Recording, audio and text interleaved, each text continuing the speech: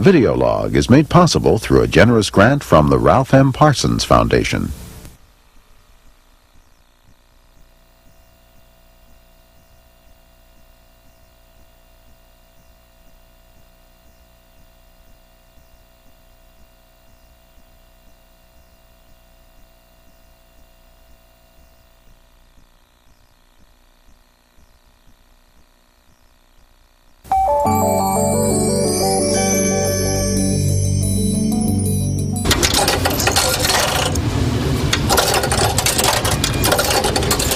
Ah, the trusty old payphone. It's been with us for over 100 years now.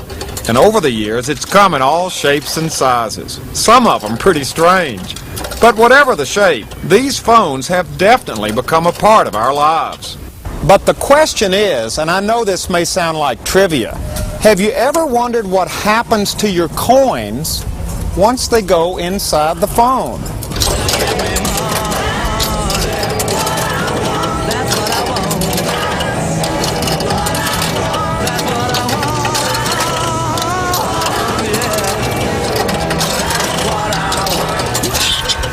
Well, to find out where all that payphone loot goes, the good people at Pac Bell took me to a nondescript building somewhere in Southern California. They literally swore me to secrecy. And just like the sign told me to, I had to empty my pockets and go through all kinds of security before being ushered into payphone heaven. Now, if you like the sound of slot machines paying off big, you'd love this place because the jingle of loose coin fills the air. Pac Bell employees empty the coin boxes collected from the over 75,000 payphones in Southern California into coin sorters, which count the coins on big computer screens and then sort them according to value. Now, Debbie, how many years have you been doing this? 10 years. In the 10 years you've been doing this, how many quarters, nickels, and dimes do you figure you've counted? That's a hard question. A lot, right? Yes. Has anything unusual ever happened when you do this job? Well, sometimes we get live lizards in the can. What? Or live lizards once in a while. And dead mice. Live lizards and dead mice? Uh-huh. You mean when you opened up one of these boxes, there was a live lizard in there? Yes. Do you think somebody put it in there as a joke, or do you think it crawled in the phone? Could have went up through the coin return slot. Maybe. What about the dead mouse? I don't know. It didn't survive the trip.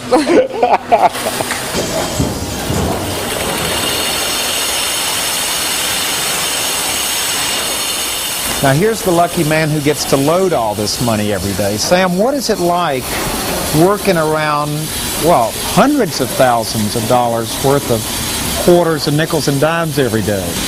Well, I mean, you get used to it. It's really, to me, it's no big deal. It's like just bags, and I weigh them, and they're 49 to 50 pounds, and I run them down the line. That's basically it. And you never stand here and look at all these quarters and dream about Vegas? No. Now, Mike, we have a lot of money here. Yes, each day we do about $360,000 worth of nickels, dimes, and quarters.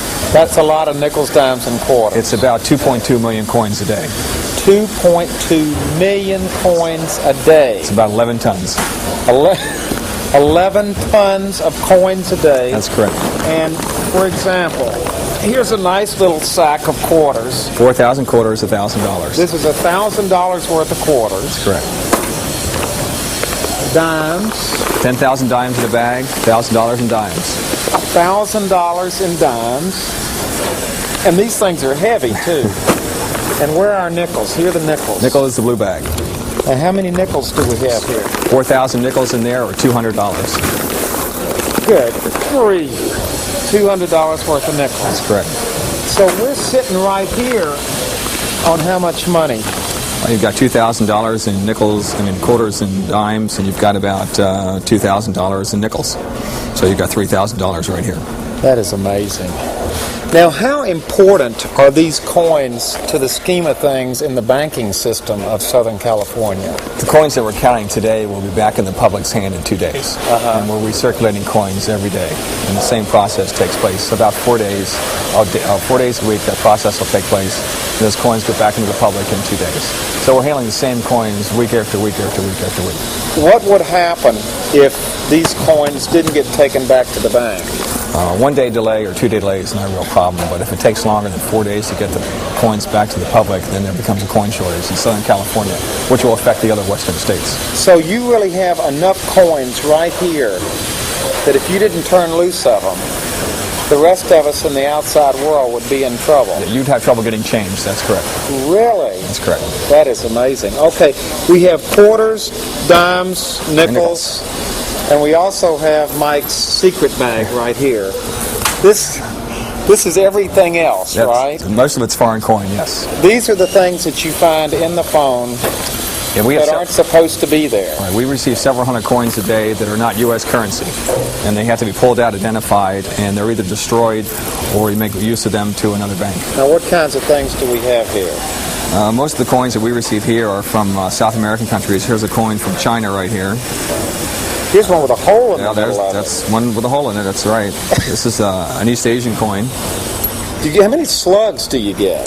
The slugs aren't very common at all right now because the coin phone does a real good job of sorting out slugs from regular U.S. currency. And this one looks almost like a real quarter. Almost. Now, did the phone take these things? The phone takes them but does not give them back to the user. Oh, I see. But they fit in the phone and they can make a call with them. They'll go down the coin slot, yes, that's correct. And when these babies hit the sorting machine in there, it spits them out in another whole direction. Because they're not nickels, dimes, or quarters, that's correct. So the next time you make a call on a payphone, you'll know where your coin is going to end up. At the secret coin place, where it'll be sorted and counted and bagged, and then sent to a bank so they can put it back in circulation so you can put it back in a payphone again. Surrounded by bags of nickels, dimes, and quarters, and lots of surveillance cameras, I'm Huell Howser for Videolog. John, I want to thank you for your hospitality and for showing us all around today, and I think we've all learned something about how payphones work. I appreciate you coming out. I'm glad that you had this opportunity, but before you leave, there's one last thing that we need to do. There's some security issues. Now, you look like a nice guy, you look like you're honest, but on the other hand, rules are rules, and you don't leave until Ernie says you leave. So we need to have you checked. What do you mean you need to have me checked? We're going to wand you for some coins to see if, by any stretch of the imagination, some coins might have gotten into your pocket. Don't think it happened, but rules are rules. And you don't leave until Ernie says you leave. Okay?